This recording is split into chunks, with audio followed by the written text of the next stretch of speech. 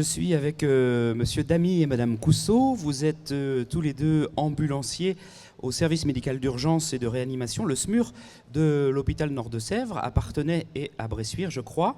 Bonjour. Bonjour. Vous êtes là pour nous présenter le métier d'ambulancier. Alors, on peut faire une petite aparté sur le ambulancier dans un service SMUR, mais ce qui nous intéresse ensuite, c'est d'abord ambulancier.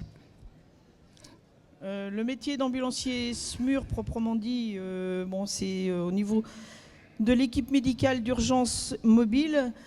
On est rattaché au SAMU de Niort, pour les Deux-Sèvres. Sinon, nous, on est dans les urgences de Parthenay, Thouars et Bressuire.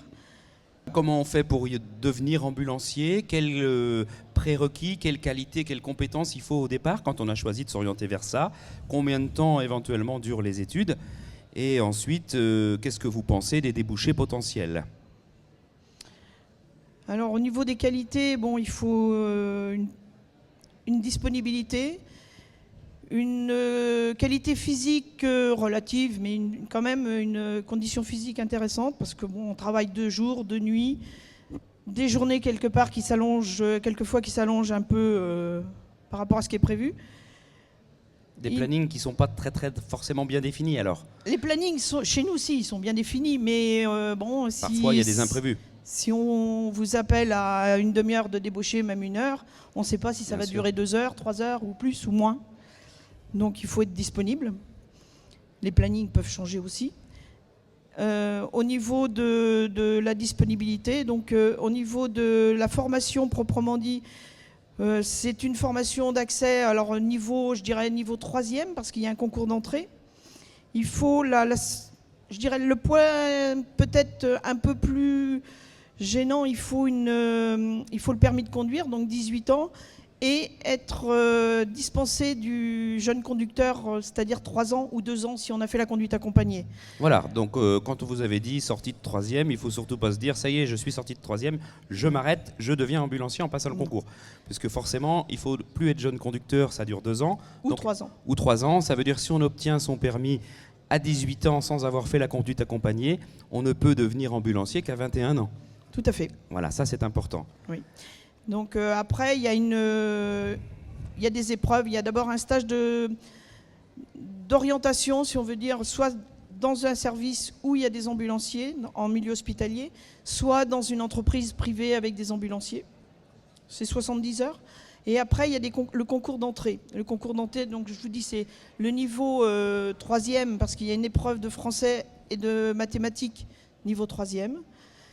Il y a une petite épreuve physique qui fait partie de la 2e session avec soit des tests psychotechniques ou des entretiens. Et après, il y a une formation qui se décline en 8 modules qui sont sur 5 mois si c'est à temps plein, mais il y a des possibilités de cursus partiel ou des cursus en apprentissage. Est-ce que c'est facile à trouver justement pour un jeune qui cherche à faire ce cursus en apprentissage? Est-ce que les ambulances utilisent l'alternance?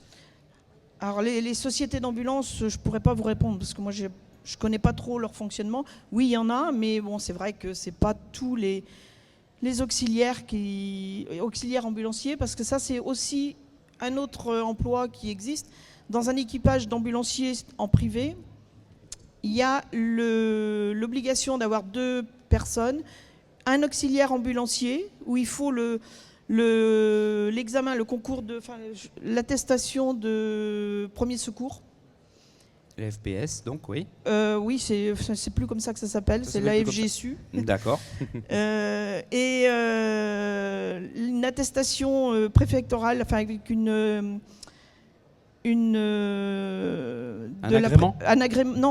attestation de la préfecture comme quoi on peut conduire les ambulances et transporter des personnes. Ce qui était autrefois le permis bleu. Dans les Deux-Sèvres, c'était le permis bleu. Il y a eu le permis blanc, il y a eu le permis jaune dans les départements. D'accord. Voilà. Donc ça, c'est pour devenir auxiliaire ambulancier. Oh, mais vous en avez besoin aussi pour passer le concours. D'accord. Combien de temps durent les études ensuite de ambulancier? 5 mois, je veux dire, pardon. 5 mois. 5 mois sur temps plein. Sur Poitiers, elles sont de 5 mois. Donc sur Poitiers, on fait 5 mois, on est ambulancier diplômé. Voilà. Et ensuite, on est opérationnel pour le marché de l'emploi il faut obtenir dans ce domaine d'activité. La validation des 8 modules. D'accord. Quels sont les avantages et les inconvénients de ce métier, monsieur Lamy? Les inconvénients, c'est qu'il ne faut pas avoir peur des horaires, hein, surtout. Donc c'est 24 sur 24, 7 jours sur 7, week-end compris. Hein. Donc il ne faut pas tenir compte, il ne faut pas vouloir tous ces week-ends de repos, ni les soirs tranquilles à la maison. Hein.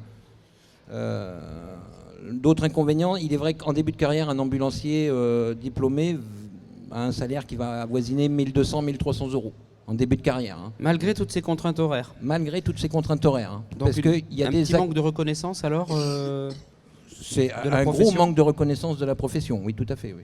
D'accord. Est-ce que c'est une profession qui est en demande de recrutement ou qui a des difficultés à recruter? Je ne pense pas qu'il y ait des difficultés à recruter, je pense même qu'il y a beaucoup d'offres, hein, au niveau d'ambulanciers. Le problème, il est justement, c'est que ces bas salaires font que... Ça n'attire pas. Ça n'attire pas forcément les futurs ambulanciers. D'accord. Et pour terminer, Madame Cousseau ou Monsieur Damy, quel conseil vous donneriez aujourd'hui à un jeune visiteur du COFEM et qui vient se renseigner sur ce métier-là pour y parvenir? Mais de persévérer. Persévérer? Persévérer, toujours persévérer. S'ils veulent le faire, il faut le faire. Et puis n'oubliez pas, c'est que la consécration suprême, c'est d'être ambulancier au SMUR. C'est le haut du plateau? C'est la cerise sur le gâteau. C'est le cerise sur le gâteau. Mais je pense que c'est un métier, si on le veut, oui, il faut persévérer, mais il faut le vouloir en premier lieu. C'est pas un métier qu'on peut imposer. C'est presque une vocation, vous alliez dire. C'est une passion et une vocation. Mmh. Une passion plus qu'une vocation. Et quand vous voulez dire persévérer, ça veut dire ne pas s'arrêter à un échec sur un concours, le repasser l'année suivante. Oui, Et le repasser, et le repasser. Tout à fait. Très bien. Je vous remercie à tous les deux. Mais c'est nous.